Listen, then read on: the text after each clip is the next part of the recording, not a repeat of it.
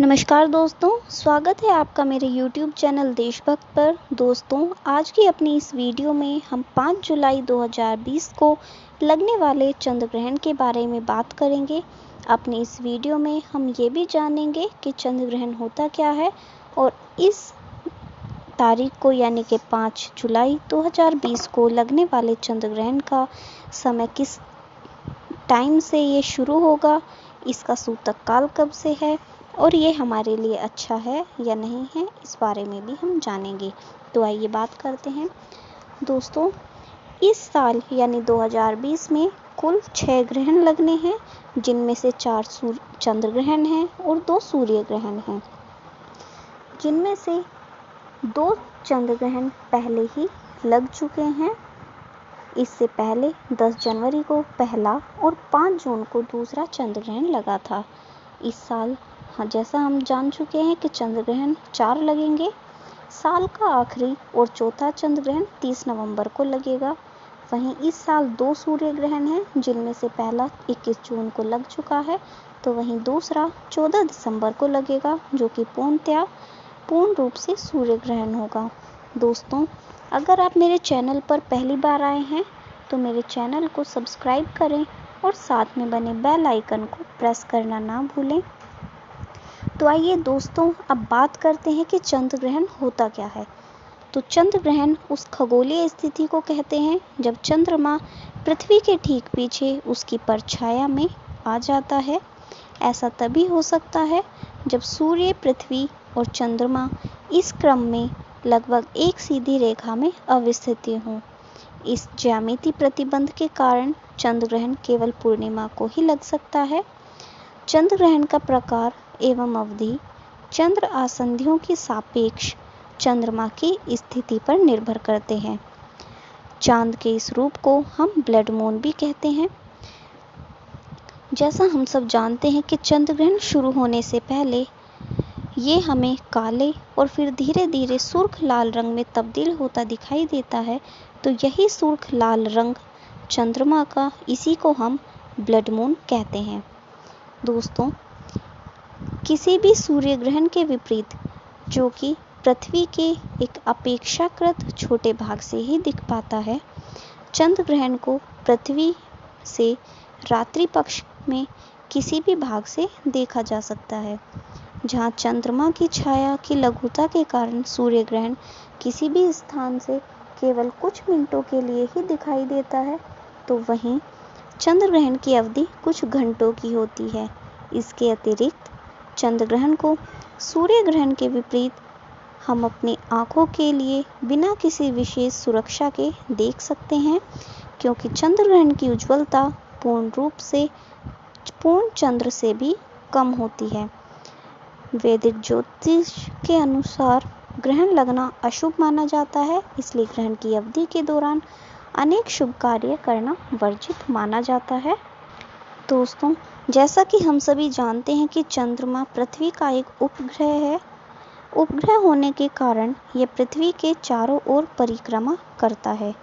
इस परिक्रमा के दौरान चंद्रमा का पथ परवलयाकार होता है, जिसके कारण चंद्रमा कभी पृथ्वी के निकट तो कभी पृथ्वी के सबसे अधिक दूरी से गुजरता है। सुपरमून एक ऐसी खगोलीय घटना को कहते हैं जिसमें चंद्रमा पृथ्वी के सबसे करीब होता है, लगभग 3,56,500 किलोमीटर की दूरी पर होता है। इस स्थिति में चंद्रमा अपनी वास्तविक स्थिति से लगभग 14 गुना अधिक चमकीला नजर आता है। इसे ही हम सुपरमून की घटना कहते हैं और यही सुपरमून की घटना लगभग हर 33 साल में एक बार घटित होती है। जैसा कि हम सब जानते हैं कि हर महीने में कम से कम एक बार पूर्णिमा का दिन आता है, जिसमें चांद पूरा और चमकदार दिखाई देता है। परंतु अगर यही घटना महीने में 2 बार घटित हो तो दूसरे फुल मून को यानी कि दूसरी पूर्णिमा को हम ब्लू मून के नाम से जानते हैं। तो दोस्तों, आइए अब आगे बात करते हैं चंद्र ग्रहण के बारे में, जो 5 जुलाई को लगेगा, कि उसका सूतक काल कब से शुरू होगा, उसकी अवधि कब से कब तक रहेगी।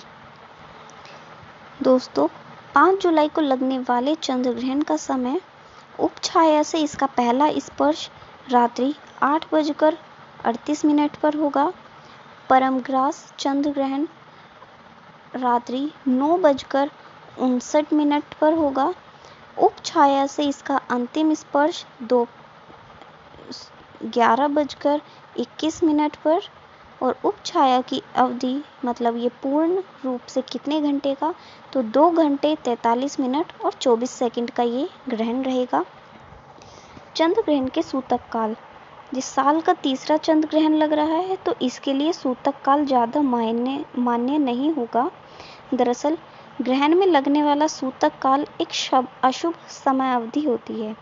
सूतक काल चंद्र ग्रहण लगने से 3 पैर यानी कि एक पैर में 3 घंटे होते हैं, तो यानी कि 9 घंटे पहले शुरू हो जाता है, जो ग्रहण समाप्ति के साथ ही खत्म होता है। इस दौरान कोई भी शुभ कार्य को वर्जित माना जाता है।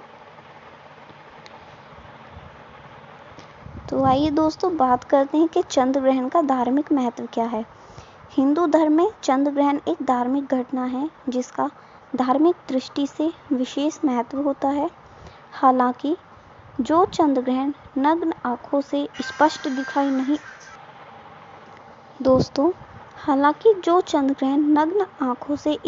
दिखाई नहीं देते हैं तो उस चंद्र ग्रहण का धार्मिक महत्व नहीं होता है।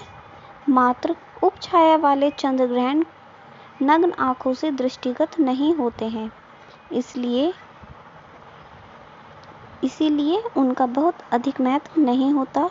इस दौरान कोई भी ग्रहण से संबंधित कर्मकांड नहीं किए जाते हैं।